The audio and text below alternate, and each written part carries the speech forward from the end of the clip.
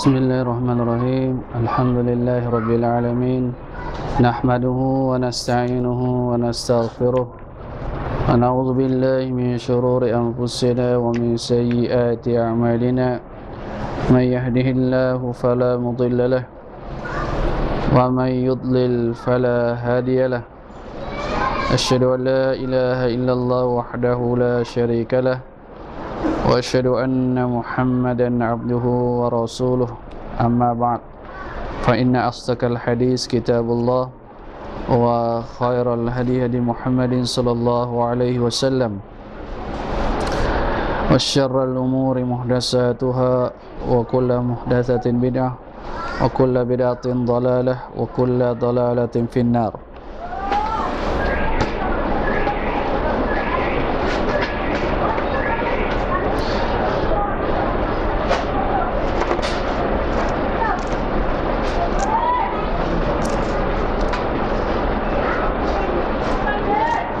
Ikhwani fiddin rahimakumullah. Alhamdulillah, pada malam Jumat ini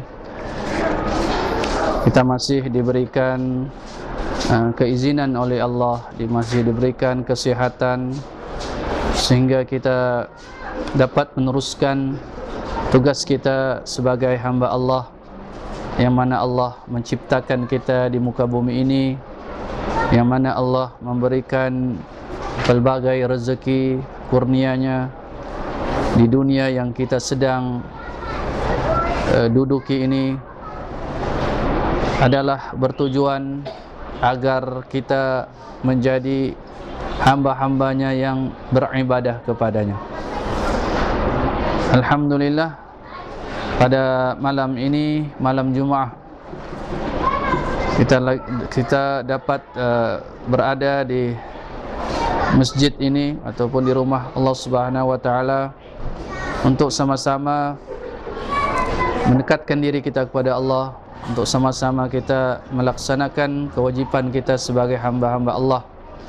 Seperti mana biasa, pada malam Jumat ini kita kembali mempelajari keterangan-keterangan sama ada ayat-ayat Allah Subhanahu wa taala dan juga hadis-hadis Nabi sallallahu alaihi wasallam di dalam kitab Riyadhus Shalihin yang ditulis oleh Al-Imam An-Nawawi rahimahullah. Pada malam ini kita akan mempelajari satu bab di dalam kitab ini, yaitu bab yang ke-71, At-Tawadhu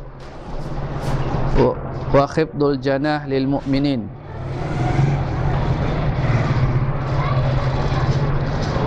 At-tawadhu, tawadhu dan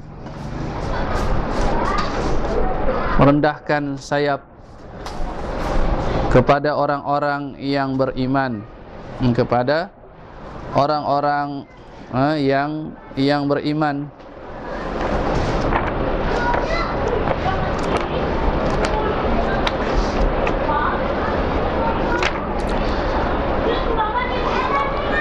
Dalam bab ini tajuknya ialah at-tawadhu, yaitu tawadhu ini ialah salah satu akhlak yang mengandungi banyak kebaikan. Dinyatakan oleh Syekh Salim Al-Hilali di dalam mensyarahkan bab ini. Dia menyatakan tawadhu ialah fahuwa khudu'un lil haqq wa inqiyadu lahu wa qubuluhu mimman qalahu fir ridha wal ghadab wa huwa hifdul janah walinul janib wa huwa alla tara li nafsika qimata fawqa al-ibad wa huwa alla tara li ahadin ila nafsika hajah. Maksudnya di sini tawadhu ialah khudu' lil haq, tunduk kepada kebenaran, tunduk kepada kebenaran, melaksanakan kebenaran itu menerima kebenaran itu dari orang yang menyatakannya, sama ada dia suka ataupun tidak suka.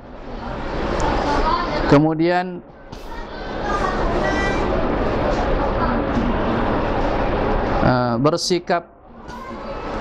bersikap merendah diri dan lemah lembut,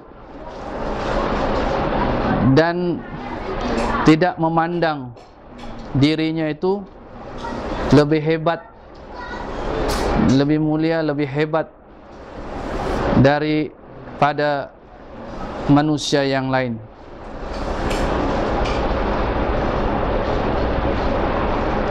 Dan juga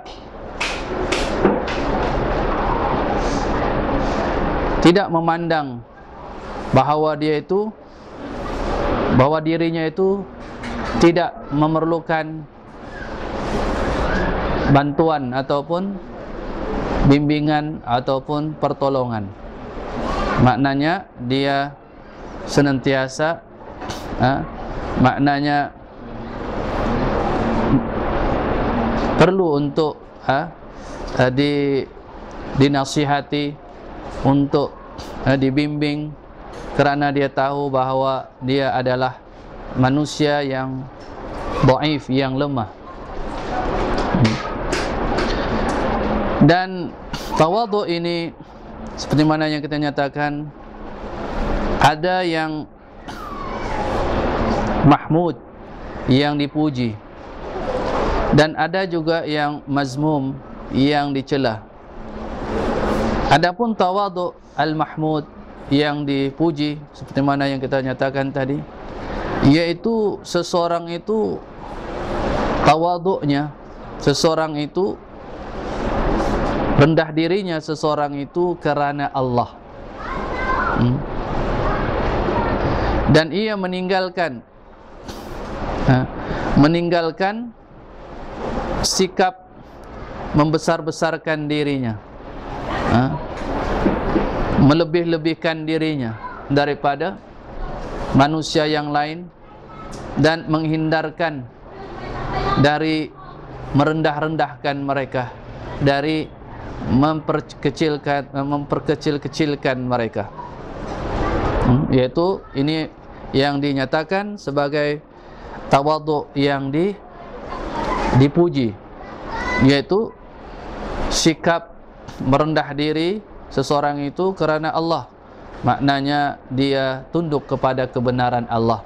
Dia tidak sekali-kali membangkang ataupun menentang ataupun berpaling. Kemudian dia melaksanakan kebenaran itu. Kemudian dia menerima kebenaran itu dari sesiapa sahaja orang yang menyampaikan kebenaran itu, walaupun kadang-kadang dia tidak suka, maka dia bertawadhu, yaitu menerima kebenaran dalam keadaan dia suka ataupun tidak suka dari sesiapapun orang yang menyampaikan kebenaran itu. Kemudian dia tidak merasakan dirinya itu lebih ataupun menghina, merendah-rendahkan orang lain. Adapun tawadhu yang tercelah, al-mazmum, yaitu tawadhu seseorang bukan kerana Allah, tetapi bukan kepada Allah, tetapi kepada dunia, dan yang ia ingin untuk mendapatkan dunianya.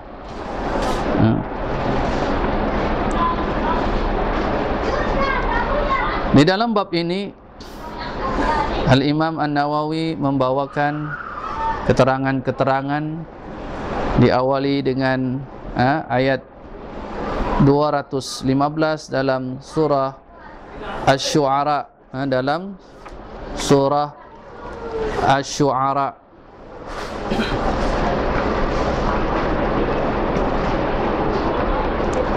Taib.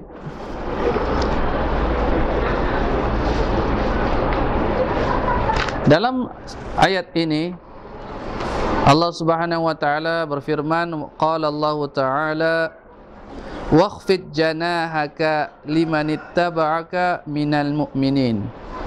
Wakhfid janahaka maknanya rendahkanlah sayapmu. Maknanya kita manusia ini tidak ada sayap, tetapi maksudnya di sini ialah rendahkan sayapmu, maknanya bersikap tawadhu, merendah diri.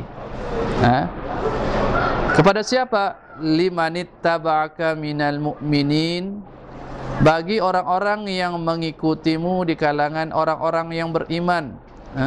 Ayat ini ditujukan kepada Nabi sallallahu alaihi wasallam, yang mana Allah memerintahkan agar Nabi bersikap tawadhu, yaitu merendah diri, tidak menganggap dirinya hebat. Walaupun Nabi adalah manusia yang Allah pilih sebagai seorang Nabi dan Rasul, namun tidaklah bermakna Nabi boleh bersikap dengan membangga-banggakan dirinya. Sebaliknya, memerintahkan Nabi untuk bersikap tawadhu kepada orang-orang yang mengikutinya di kalangan orang-orang yang beriman, orang-orang yang beriman. Kemudian ayat berikutnya di dalam bab ini,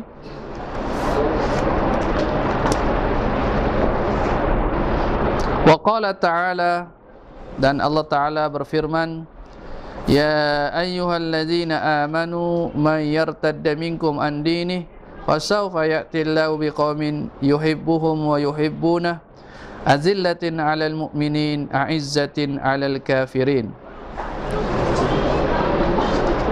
Baik.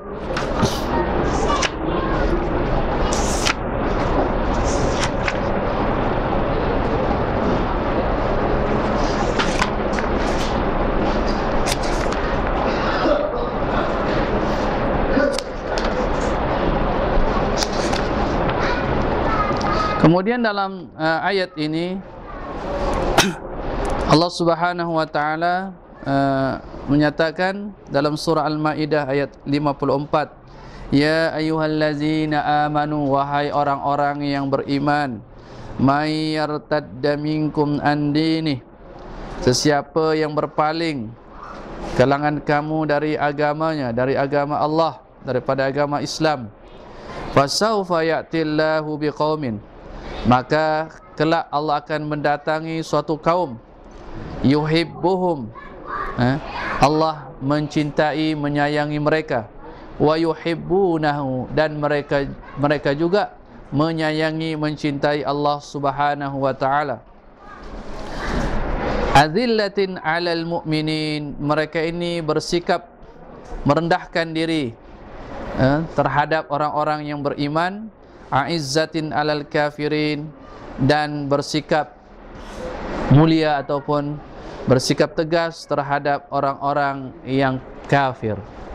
Jadi ayat ini juga menunjukkan kepada kita tentang sikap tawadhu yang diperintahkan oleh Allah Subhanahu wa taala, dan ia menjadi ciri-ciri dan sifat-sifat orang yang beriman. Dalam ayat yang lain, dalam surah Al-Fat ayat 29, Allah menyatakan Muhammadur Rasulullah walladzina ma'ahu asyidda'u 'alal kuffari ruhama'u bainahum. Muhammad adalah pesuruh Allah, dan orang-orang yang bersamanya, yaitu orang-orang yang beriman, mereka ini bersikap tegas terhadap orang-orang kufar, ruhama'u bainahum, namun bersikap rahmah, belas kasihan, bersifat tawadhu, merendah diri dan belas kasihan sesama mereka, yaitu sesama orang-orang yang beriman.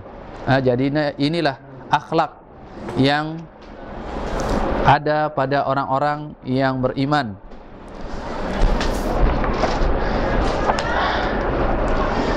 Kemudian ayat yang seterusnya di dalam surah Al-Hujurat ayat 13.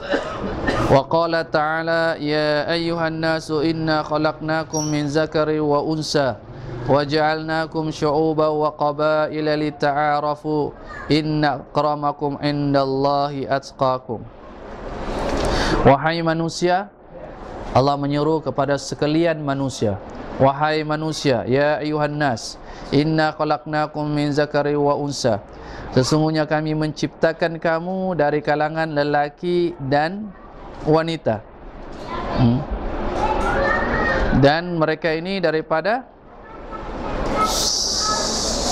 seorang manusia yang bernama Adam alaihissalam. Kemudian Allah ciptakan Hawa, dan kemudian berkembanglah zuriat manusia itu sehingga hari ini dan sehingga hari kiamat.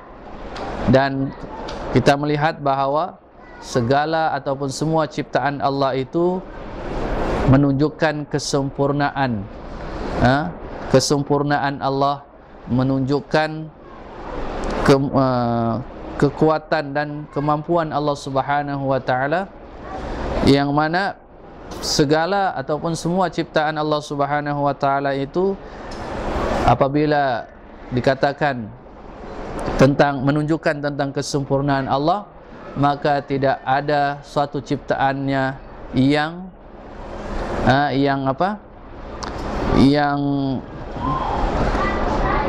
kurang ataupun yang di sana ada kecacatan ataupun kekurangan. Kerana semua ciptaan Allah itu menunjukkan kesempurnaan Allah. Contohnya Allah Subhanahu wa taala ciptakan lelaki dan juga Allah ciptakan wanita berpasang-pasangan. Bagaimana kalau Allah mencipta lelaki, semua lelaki, ataupun Allah mencipta semua wanita, tidak ada lelaki? Begitu juga ciptaan yang lain, malam berganti siang, siang berganti malam. Bagaimana kalau Allah jadikan siang sahaja? Tentulah manusia akan binasa. Bagaimana sekiranya Allah jadikan malam sahaja? Bagaimana manusia meneruskan kehidupannya di muka bumi ini? Jadi segala ciptaan Allah itu menunjukkan kesempurnaan Allah. Maknanya segala ciptaan Allah itu tidak ada kekurangan, tidak ada kecacatan.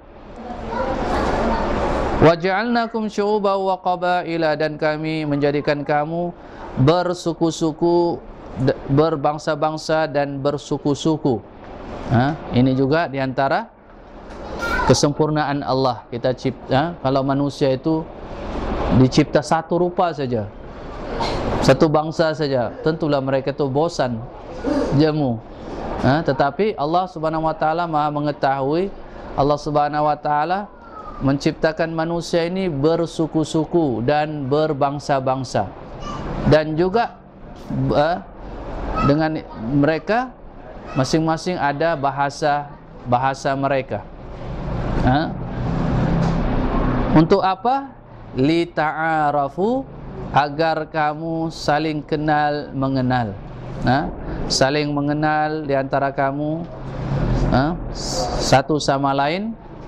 Kerana dengan ta'aruf itu manusia itu akan saling paham memahami, hormat menghormati, nasihat menasihati di antara satu sama lain. Dan mereka boleh bekerja sama, tetapi kerjasama itu seperti mana yang ditetapkan oleh Allah, wa ta'awanu 'alal birri wat taqwa wa la ta'awanu 'alal ismi wal udwan, dan bertolong-tolongan kamu di atas kebaikan dan ketakwaan, dan janganlah kamu bertolong-tolongan di atas permusuhan, di atas dosa, perkara-perkara dosa dan permusuhan. Inna akramakum indallahi atqakum. Sesungguhnya, dan sebelum itu lita'arafu, maknanya di sini juga agar manusia itu saling tawadhu. Sesuai dengan tajuk ini, merendahkan diri, tidak sombong, tidak membanggakan diri. Kerana sekiranya manusia itu saling membangga-banggakan diri, saling bertanding, siapa di antara mereka itu yang lebih hebat, maka tentulah keadaan akan menjadi kocar kacir. Keadaan akan menjadi suasana yang tidak tentram, bahkan boleh mengundang kepada pergaduhan, permusuhan, pergaduhan, peperangan, bunuh-membunuh di antara satu sama lain. Maka perlunya ada sikap tawadhu, merendah diri, terutama kepada orang-orang yang beriman. Inna akramakum indallahi atqakum. Sesungguhnya orang yang paling mulia di kalangan kamu di sisi Allah adalah orang yang paling bertakwa. Orang yang paling bertakwa. Jadi inilah kelebihan manusia, tidak diukur dengan warna kulitnya, tidak diukur dengan bangsa ataupun sukunya,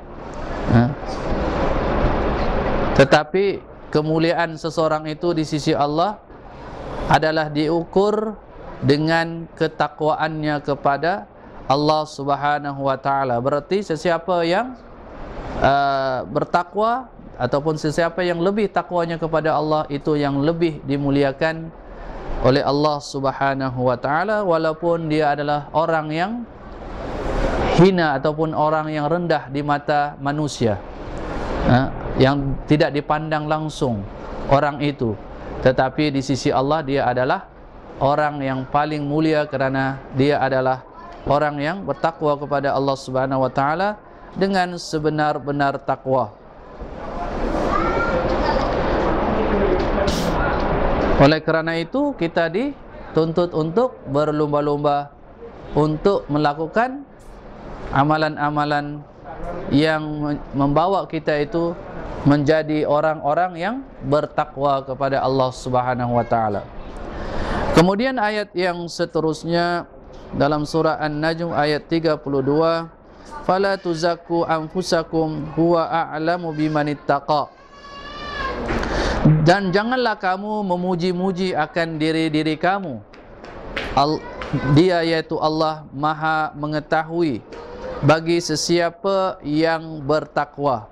Jadi dalam ayat ini Allah melarang hamba-hambanya untuk mereka itu memuji-muji diri mereka, ataupun dia menyuruh orang supaya orang puji dia, ataupun istilah kasar kita minta puji. Allah menyatakan fala tuzakku anfusakum, janganlah kamu memuji-muji akan diri-diri kamu.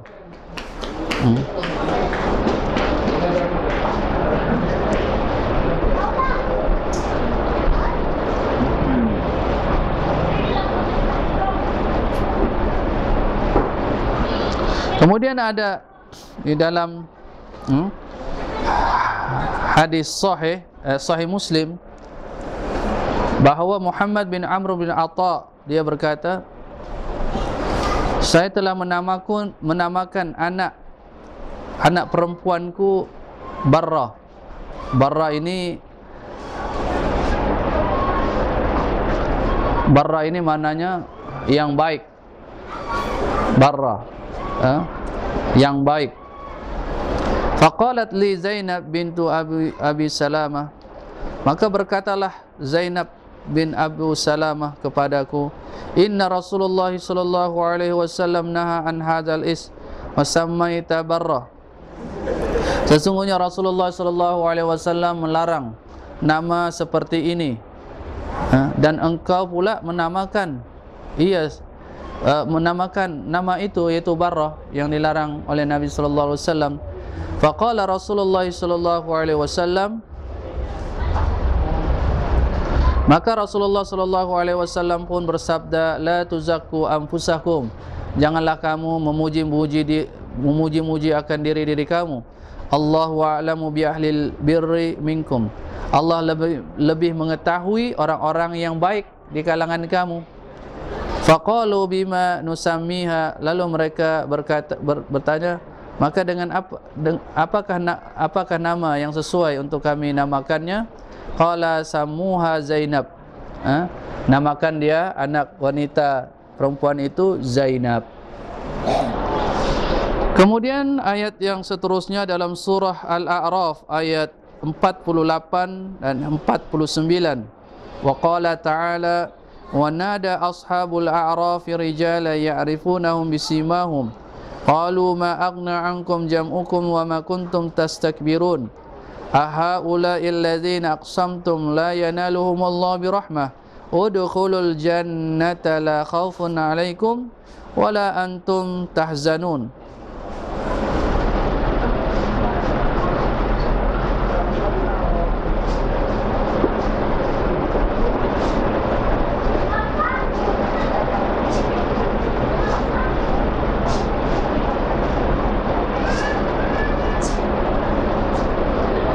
Kemudian di dalam ayat ini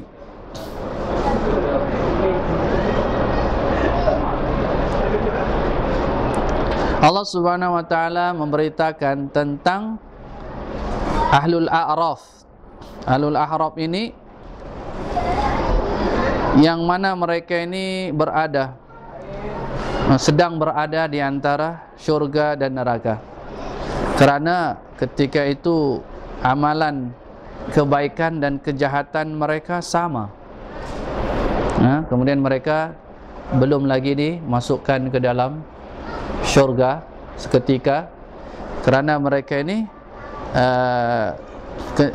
kebaikan mereka sama dengan kejahatan mereka. Lalu mereka menyeru, wa nada ashabul a'raf rijala ya'rifunahum bisimahum.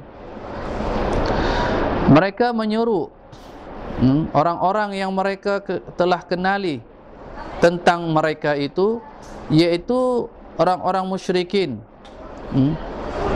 terutama pembesar-pembesar kaum musyrikin ataupun orang-orang yang bertanggung jawab memerangi Islam, orang-orang musyrikin.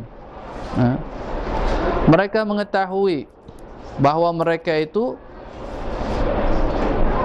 adalah akan dimasukkan ataupun adalah ahli neraka dengan tanda-tanda yang telah mereka ketahui. Maka mereka pun menyatakan, ma aghna ankum jam'ukum wa ma kuntum tastakbirun. Mereka yaitu ashabul a'raf ini menyatakan kepada kaum musyrikin, tidaklah memadai, maknanya harta kamu dan bilangan kamu daripada azab Allah Subhanahu wa taala, bahkan kamu itu menjadi orang-orang yang dibelenggu, yang mendapat seksaan oleh Allah Subhanahu wa taala di dalam neraka.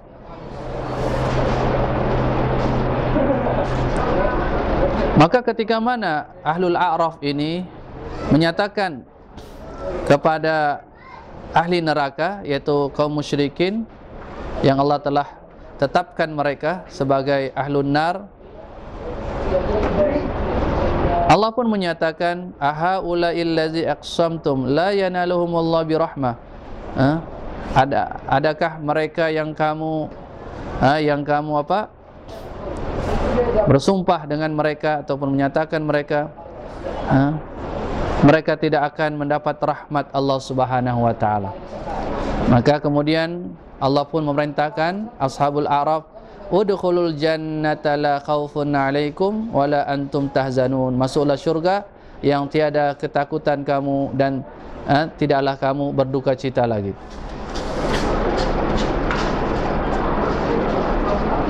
Kenapa ahli neraka itu masuk dalam neraka? Allah masukkan mereka ke dalam neraka dan Allah azab mereka di dalam neraka kerana mereka ini ada sikap takabur. Takabur ini ialah mereka menentang, menolak kebenaran dan menghina dan merendahkan manusia yang lain. Mereka anggap diri mereka itu lebih mulia, lebih hebat kerana mereka memiliki kedudukan, mereka memiliki kemewahan, sehingga mereka bersikap menghina orang lain dan juga menolak kebenaran, seperti mana di dalam hadis ketika ada seorang bertanya kepada Nabi SAW, wahai Rasulullah, bagaimana sekiranya ada orang yang dia suka memakai baju yang cantik, yang elok, adakah dia itu dianggap sebagai orang yang takabur? Maka Nabi SAW pun menjawab, bersabda, Innallaha, sesungguhnya Allah itu maha elok, maha cantik. Wa innahu yuhibbul jamal, dan Allah suka kecantikan, keelokan. Adapun takabur ialah batrul haq, yaitu menolak kebenaran, wa ghamtun nas, dan merendah-rendahkan, menghina orang lain ataupun merendah-rendahkan orang lain. Itulah takabur. Jadi ahli neraka ini di kalangan kaum musyrikin, yang mana di dunia ini mereka tidak mahu ataupun menolak kebenaran, dan juga mereka ini adalah orang-orang yang bersikap dengan membangga-banggakan diri mereka dan selalu menghina, merendah-rendahkan orang lain. Kemudian berikut adalah beberapa hadis setelah beberapa ayat yang dikemukakan oleh Al-Imam An-Nawawi rahimahullah. Beliau pula membawakan keterangan-keterangan berupa hadis-hadis Nabi SAW dalam bab tawadhu ini. Wa an Iyad bin Himar radhiyallahu anhu qala Rasulullah sallallahu alaihi wasallam, innallaha auha ilayya an tawadhu hatta la yafkhara ahadun ala ahad wa la yabghiya ahadun ala ahad, rawahu Muslim. Daripada Iyad bin Himar radhiyallahu anhu, dia berkata, Rasulullah sallallahu alaihi wasallam bersabda, sesungguhnya Allah telah mewahyukan kepadaku agar kamu bertawadhu, artinya bersikap rendah diri, sehingga la yafkhar ahadun ala ahad, sehingga janganlah seseorang kamu itu bermegah-megah, bermegah-megah dan menunjuk-nunjuk bahawa dia adalah orang yang mempunyai kelebihan. Jadi walaupun seseorang itu mempunyai kelebihan, tapi tidak perlulah dia tunjuk-tunjukkan di hadapan orang lain, kerana itu adalah sebagai dia memuji akan dirinya sendiri, ataupun berbangga di atas kelebihan yang ada padanya. Maka itu perkara yang tidak patut, apalagi dia ini misalnya dia kata darah keturunan raja misalnya. Kadang-kadang ada orang bangga kerana dia ini, dia kata apa, saya ini keturunan raja, darah raja. Jadi dengan ucapannya itu seolah-olah yang menjadi kemuliaan itu ukurannya ialah keturunan, bukan agama. Kerana semua manusia ini sama sahaja di hadapan Allah Subhanahu wa taala, tidak ada yang rendah ataupun tinggi kecuali mereka yang bertakwa kepada Allah Subhanahu wa taala. La yafkharu ahadun ala ahad, jangan seseorang itu bermegah-megah akan dirinya terhadap orang lain. Wala yabghi ahadun ala ahad, dan jangan pula dia menzalimi dan melampaui batas. Jadi ini merupakan wahyu daripada Allah Subhanahu wa taala yang dia sampaikan kepada nabinya, nabi kita, untuk menyampaikan kepada kita apa wahyu itu ialah agar kita bertawadhu. Dan tawadhu ini merupakan sebab-sebab yang membawa kepada persamaan, keadilan dan ihsan, mendorong orang manusia melakukan ihsan, berbuat baik sesama manusia. Maka sikap tawadhu ini penting dalam membina sebuah masyarakat yang saling hormat menghormati, nasihat menasihati, bergandeng bahu, bekerja sama di atas kebaikan dan ketakwaan. Tetapi kalaulah tidak ada sifat tawadhu di dalam sebuah masyarakat, masing-masing menganggap dirinya itu hebat, masing-masing menganggap dirinya itu lebih mulia daripada orang lain, daripada bangsa lain, maka bagaimana wujudnya suasana yang aman, yang tentram sekiranya sebuah masyarakat itu tidak lagi memperhatikan akhlak-akhlak yang telah dicontohkan oleh Nabi SAW, termasuklah at-tawadhu, termasuklah sikap tawadhu, yang mana yang merupakan suatu gambaran yang dapat menjadikan sebuah masyarakat itu adalah masyarakat yang berlaku adil sesama mereka dan berbuat ihsan, kebaikan sesama mereka dengan adanya sikap tawadhu. Sebaliknya, sombong ataupun membangga-banggakan diri ataupun memuji-muji diri sendiri, bermegah-megah, ia akan mengundang kepada kejahatan. Selalunya orang yang suka bermegah-megah ini, membangga-banggakan dirinya ini, dia mudah melakukan perkara-perkara yang jahat, perkara-perkara kezaliman, perkara-perkara yang melampaui batas. Kemudian hadis yang berikutnya dalam bab ini, wa an Abi Hurairah radhiyallahu anhu anna Rasulullah sallallahu alaihi wasallam qala ma naqasat sadaqatun min mal wa ma zadallahu 'abdan bi'afwin illa 'izzan wa ma tawadha'a ahadun lillahi illa rafa'ahu.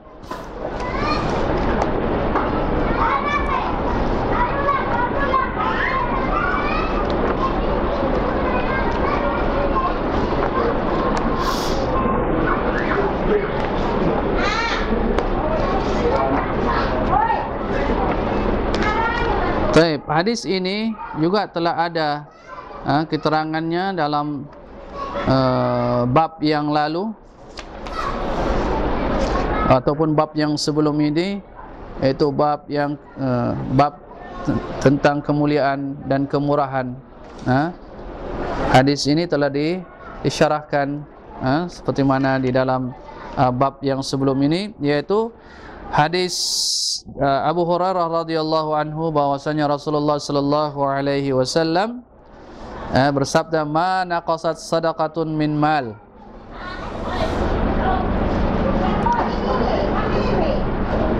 tiadalah berkurang sedekah harta itu. Maknanya kalau yang kita gambarannya ialah apabila seseorang itu memberi sedekah, misalnya dia ada duit 10 ringgit, dia beri sedekah 2 ringgit, maka berarti kuranglah duitnya menjadi 8 ringgit, sebab 2 ringgit sudah dia sedekahkan. Tapi Nabi SAW menyatakan sini, ma naqasat sadaqatun min mal, tidak berkurang, tidak berkurang sedekah itu. Maksudnya apa? Maksudnya di sini ialah, maksudnya tidak berkurangnya, maknanya sedekah itu dia akan mendapat keberkatan dengan hartanya itu. Berapa ramai orang yang hartanya melimpah, hartanya banyak, tetapi tiada keberkatan di dalam hartanya, menjadikan dia orang yang senantiasa merasa tidak cukup, walaupun dia memiliki harta yang begitu banyak. jiwanya tidak tentram, hatinya merasa resah, merasa gelisah sahaja tentang hartanya. Ini menunjukkan bahawa hartanya itu tidak mendapat keberkatan. Tetapi orang yang misalnya orang yang beriman, orang yang bersedekah misalnya, bersedekah terutama sedekah yang wajib, zakat, maka hartanya itu walaupun berkurangan dari segi dia punya bilangan, tetapi hakikatnya hartanya itu tidak berkurang, malah bertambah. Dan yang penting ialah maknanya ialah hartanya itu diberkati oleh Allah Subhanahu wa taala, walaupun misalnya dia memiliki harta yang sedikit, tetapi ia menjadi Allah berikan keberkatan dengan hartanya itu, maknanya Allah menjadikan dia orang yang senantiasa bersyukur kepada Allah, orang yang ada sifat qanaah, yang merasa redha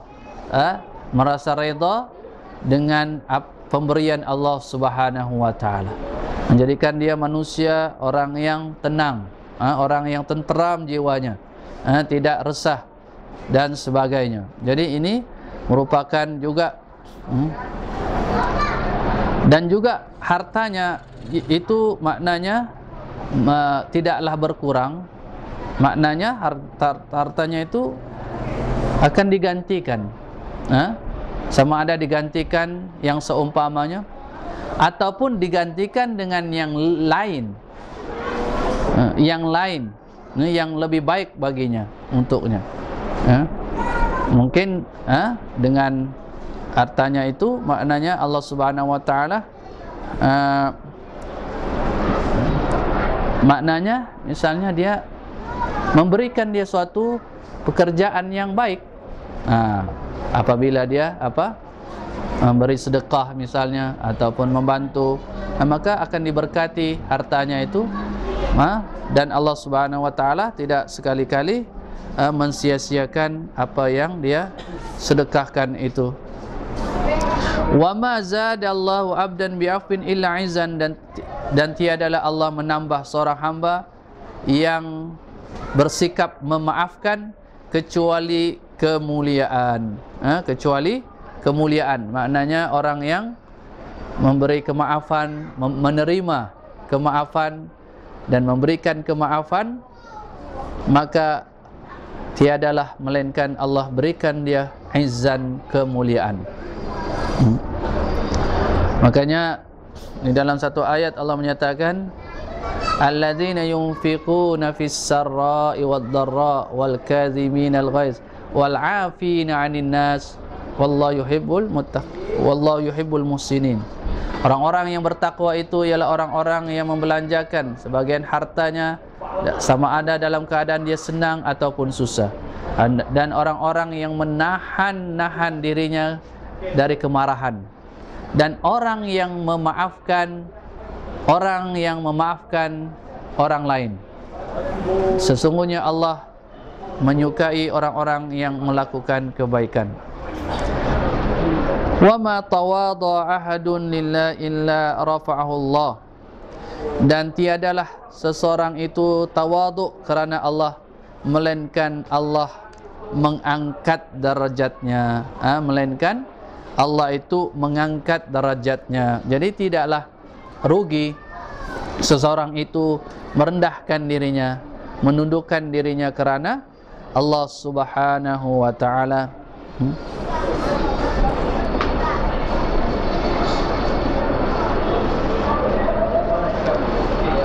Kemudian satu hadis lagi. Wa an Anas radhiyallahu anhu annahu marra ala sibyan fasallama alaihim wa qala kana an-nabi sallallahu alaihi wasallam yaf'aluhu, muttafaqun alaih. Ini adalah gambaran contoh bagaimana Nabi sallallahu alaihi wasallam bersikap tawadhu, dan ia juga diikuti oleh para sahabat. Di antaranya Anas radhiyallahu anhu ketika dia berlalu di hadapan kanak-kanak, budak-budak kecil, lalu dia memberi salam kepada mereka. Dan dia berkata, adalah Nabi sallallahu alaihi wasallam melakukannya. Jadi dia tidak memilih orang besar ke orang kecil. Nabi sallallahu alaihi wasallam ni apabila dia berjumpa, hatta budak-budak kecil, dia menyebarkan salam, dia mengucapkan salam. Ini menunjukkan sikap tawaduk Nabi sallallahu alaihi wasallam yang perlu kita contohi. Begitu juga para sahabat yang senantiasa mengikuti sunnah Nabi sallallahu alaihi wasallam, seperti mana yang dilakukan oleh Anas radhiyallahu anhu juga apabila dia berjumpa kanak budak-budak kecil, maka dia pun memberi salam kepada mereka. Dan dengan sikap ini menjauhkan diri seseorang itu daripada sifat-sifat tercela, takabur, membanggakan diri. Kerana dengan mengucapkan salam kepada budak-budak kecil ini akan lahirlah sifat tawaduk, dan dalam masa yang sama terbuanglah ataupun larilah sifat-sifat yang tercela, seperti membangga-banggakan diri, sombong dan sebagainya. Jadi untuk ini yang dapat kita sampaikan. Aqulu qouli hadza wa astaghfirullah li wa lakum. Wassallallahu ala Muhammad wa ala alihi washabbihi wasallam. Alhamdulillahirabbil alamin. Wassalamualaikum warahmatullahi wabarakatuh.